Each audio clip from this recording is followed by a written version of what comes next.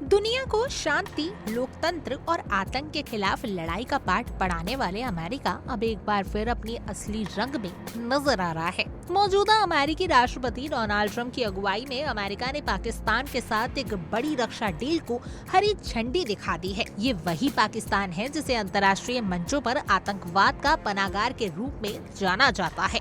अब उसी को अमेरिका ने हवा से हवा में मार करने वाला घातक AIM-120 AMRAAM मिसाइलें देने जा रहा है। ये सौदा ऐसे वक्त में हुआ जब अमेरिका और पाकिस्तान के बीच रिश्तों में थोड़ी बहुत ठंडक थी, लेकिन ट्रंप के कार्यकाल में अब तक एक बार फिर पुराने समीकरण लौटते दिख रहे हैं।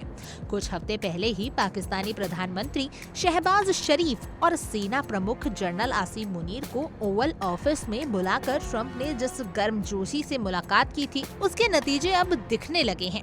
AIM-120 AMRAAM मिसाइलें बेहद आधुनिक और मारक क्षमता से भरपूर है। ये मिसाइलें विशेष रूप से F-16 लड़ाकू विमानों के साथ ही काम करती हैं और पाकिस्तान की वायुसेना पहले से ही F-16 ब्लॉक 52 से भरपूर है। अब इन्हें अपग्रेड करने के लिए अमेरिका पाकिस्तान को नई जनरेशन की मिसाइलें AIM-120 C8 और निर्यात योग्य AIM-120D वर्जन देने जा रहा है।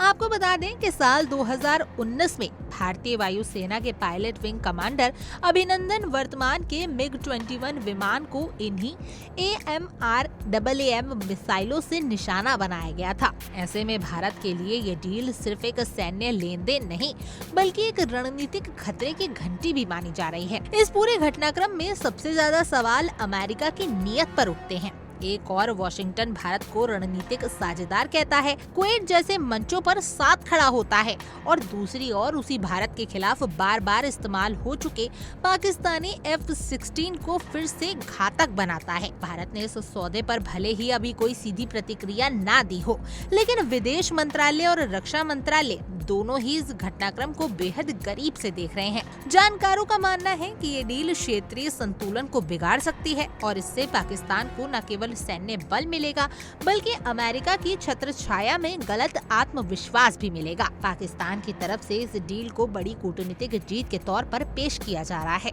सेना प्रमुख आसिम मुनीर और वायु प्रमुख जहीर अहमद बाबर अमेरिका दौरे से लौटकर डील को पाकिस्तान की अंतर्राष्ट्रीय स्थिति की स्वीकृति बता रहे हैं। इतना ही नहीं, पाकिस्तान ने हाल ही में भारत पाकिस्तान संघर्ष के दौरान कथित शांति स्थापना के लिए ट्रंप को नोबेल शांति पुरस्कार देने की सिफारिश तक कर डाली है। हालांकि भारत ने इस दावे को पूरी तरीके से खारिज कर दिया और साफ कहा कि युद्ध विराम दोनों देशों के DGMO यानी सैन्य संचालन निवेशकों यानी सैन्य संचालक निवेशकों के आपसी संवाद से हुआ था, न कि किसी तीसरे देश की मध्यस्थता से। इस समझौते में केवल पाकिस्तान ही नहीं बल्कि अमेरिका ने United kingdom, Germany, Australia, Japan और सऊदी अरब को भी शामिल किया है।